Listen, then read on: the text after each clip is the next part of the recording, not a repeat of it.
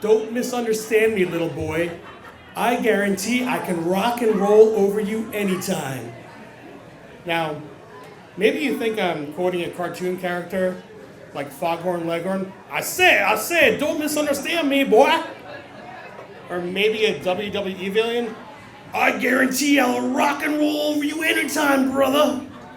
But it's neither. You see, this was a message that a stranger sent to me on Facebook. Now, tonight's theme is Mad World, stories about unreal situations. And honestly, what's more unreal than social media? It's a place where people pretend there's something they're not every single day. But when does that unreal become madness? You see, nobody wakes up mad. It takes a series of emotions to get us there. And that's what my story is about tonight. This story is one man's 7-step descent into madness. Step 1, confusion. The descent begins. Now, before we get to the social media part, I'm going to tell you about where I was during this time. December 2020. You might remember it, you actually probably don't, because it was the pandemic, we were all locked inside, and a lot of our social interaction was happening on screens. Now, you take a world that is just kind of surreal because of the pandemic, you add in social media, you kind of have a petri dish for madness. Thing was, in December of 2020, we had a glimmer of hope. You see, they were talking about this vaccine that was soon to be available. It was going to be our one-way ticket back to sanity. Spoiler alert, it wasn't. But that is where this story begins. You see, on that morning in December of 2020, I went on my Facebook account and I saw a friend had posted that ex-presidents Clinton, Bush, and Obama had volunteered to take the vaccine publicly to prove it was safe. Nothing controversial about that, right? Just some former ex-presidents, both sides of the aisle, volunteering to get a shot like responsible adults. So I like it. Then I glance at the comments, and this dude who I don't know puts in all caps, "I pray it goes bad." And I was confused, right? Like, if you're saying that you pray it goes bad, that means it's bad for everybody, including him. So I ask what I think is a logical question. I say, are you saying you don't want the vaccine to work? And you see, that was my first mistake. Because forget that one-way ticket to sanity, I had just taken the off-ramp to one man 7-step descent into madness. Step 2, frustration. I pray the asshats get theirs. This was his response. So I replied back, I'm like, well, why are you wishing harm on anyone? And this is when he gets really condescending to me. Oh, bless your little heart. Now, if you're not familiar, that's Southern for fuck you. And then just to prove to me that he could actually curse, he says, shut your fucking mouth. Cool. Civil debate going great so far. But then, he kind of starts to explain himself. He doesn't explain why he's being hostile. He explains that he had a bad experience with vaccines when he was younger, and therefore, he has some opinions about them. So, okay, kind of feel like maybe there's a connection there. He's sort of trying to reach out or something. But I'm still a little confused because I get having a bad experience with something, but it doesn't mean you root for worldwide disaster, right? Like, I got food poisoning from a restaurant once. I'm not out here hoping they're serving all of their dishes with a side of salmonella. Step 3, bewilderment. So about this point, things take a turn, but you see, not because of me. I am still trying to create a connection here. Because of my friend, the original poster, she's also engaging with this guy. She knows him personally, they grew up together. When she reads his personal story about vaccines, she tries to tell her own personal story. And she finishes it with, I just pray the vaccine works so my mom will be okay. Somehow, this is what sets him off. He is deeply offended by this. All of a sudden, he launches into this rant about how he's not heartless, which nobody was saying, by the way.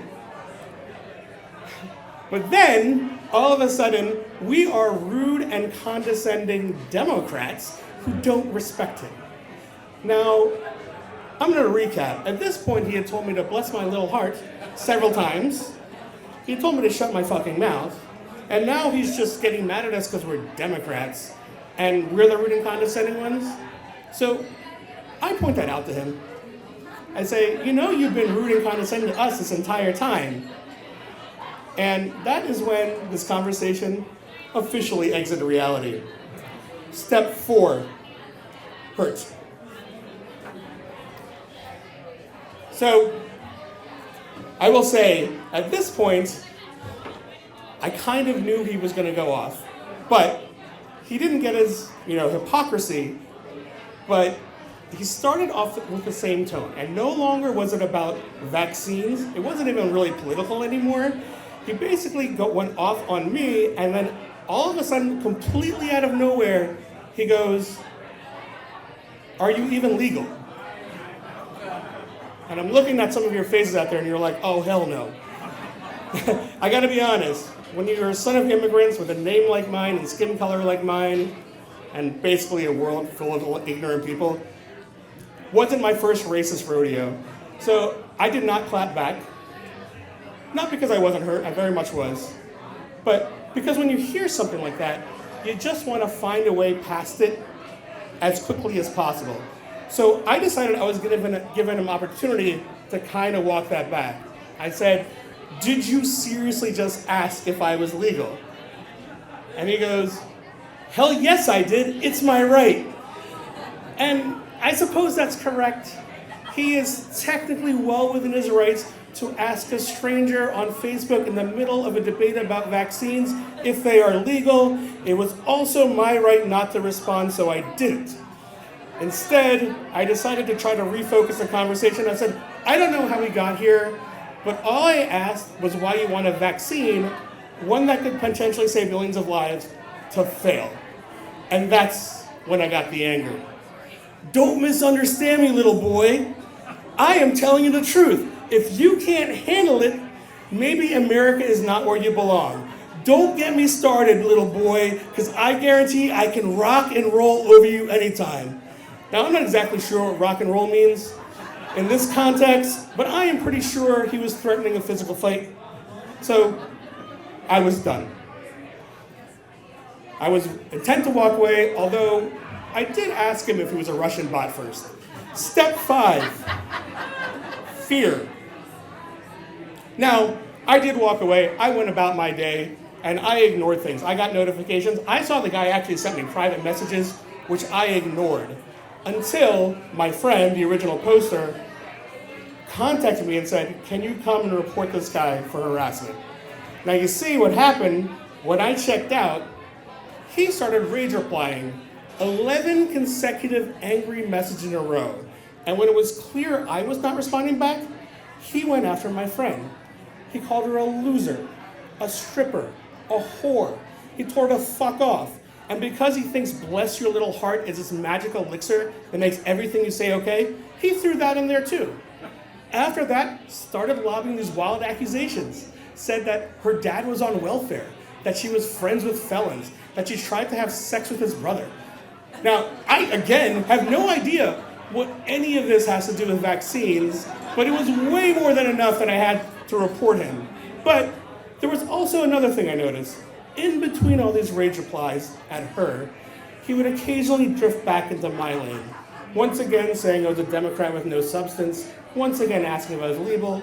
It's something that really caught my attention. He said he was going to look into my personal records because if I was going to offend him, he had to make sure that I got deported. Now, I mean, I'm a citizen, so I'm not really too worried, but I don't really want this guy to be looking through my record. So at that point, I'm like, maybe I should look at those private messages he sent me. Now, I get it, this day and age, you can Google a name and find out a lot about stuff, but this guy wrote me private messages to point out that he knew where I worked, he knew the town that I lived in, and the thing that really startled me, a description of my house. Now, logically, I get that he probably got that off of Zillow or Redfin and stuff, but it meant he had my address. And I'm like, okay, is this guy fucking outside my house right now, like waiting for a fight? I was scared. I mean, he had literally just done the 5th grade equivalent of calling me out. So I went downstairs, I locked my door, I set my security system, and then I did what I should have done a long time ago. I blocked him on Facebook. Step 6, defiance. So thankfully this guy was not on his way to beat me up. I reached out to my friend and I asked how she knew him. And she said, you know, they had been friends growing up. They lost touch after high school except for Facebook. But she said that, you know, he used to live in a town that was about an hour away. And that's all she knew. So, you know, I was like, okay, is this guy so unhinged he's going to drive an hour to beat me up? Possibly. But after a few hours passed and no crazy man showed up at my doorstep, I felt a little safer. But still, this dude had put me through an emotional blender. And I felt like I needed to reclaim some sanity. So I did what everyone does when they have a bad social media experience that has them fearing for their safety. I posted about it on social media. Took screenshots of the exchange, and I threw it out there, and, you know, got a lot of support. But I will tell you, 2 noteworthy things happened. One, a friend of mine, who may or may not be in the audience right now, but is definitely in the audience right now, decided that he was going to try to find out more about this guy. So, what did this guy do? He friended him on Facebook. He pretended he knew him, and he started asking him questions. He found out that this guy, during the pandemic, had moved to Florida. Awesome for me. Now he's not an hour away, he's states away. But my friend did not stop there. He actually kept digging until he came up with an address.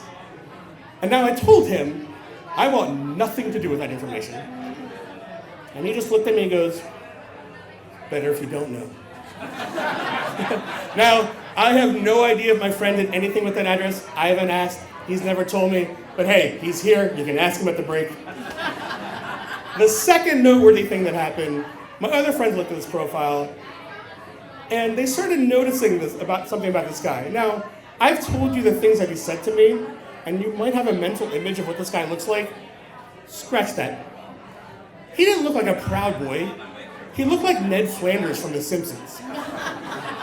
And on top of that, he had multiple pictures of his gay partner on his Facebook account. So to recap, a gay man who looks like a Bible counselor took time out of his day to harass me about whether I belong in America. What a mad world. Step 7, madness. Now, some of you might have assumed that the madness in the story was about him. It's not. You see, we all have that moment where we snap. Through this story, I went through confusion, to frustration, to bewilderment, to hurt, to fear, to defiance. But I never got mad. That changed 6 months later. You see, after 6 months of nothing, no peeps, no drama, he decides to reach out again. Except, not to me. To my wife. He sends her a private message saying, do you have to stand for him in front of immigration? Can he not stand for himself? And then sends her the same type of menacing message he sent me 6 months before. He said, is that a blue car facing north in your driveway? Now, I understand you can Google Street View image anything these days, but to describe the exact direction a car is facing, I mean, that is serial killer energy, bro. Thankfully, my wife is way smarter than me. She didn't engage with him. She just told him that she had reported him for harassment and told her to leave her alone. Him to leave her alone. But then she told me about it. And I lost it. Because you can lob accusations at me you want all day. My family, off limits, man. I went back to my computer. I unblocked him. My turn to send the messages. Don't fuck with my wife's asshole. Respond to me now and you'll tell me to drop whatever issue you have with me and you'll leave her alone. Do you want to play games?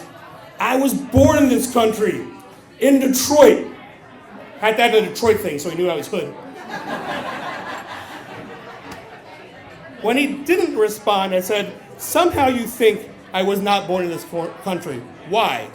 What is your anger about? It looks like you are gay. I would have been your ally. But you want to hate me because of my skin color? What the fuck is the problem with you? And I was done after that. I got my venting out, my madness was gone, and that should have been the end of it. But for some reason, this dude felt like he had to get the last word in. 1 month later, he decided to send another message, but again, not to me, to my wife. And do you know what he said to her? I don't have time for this.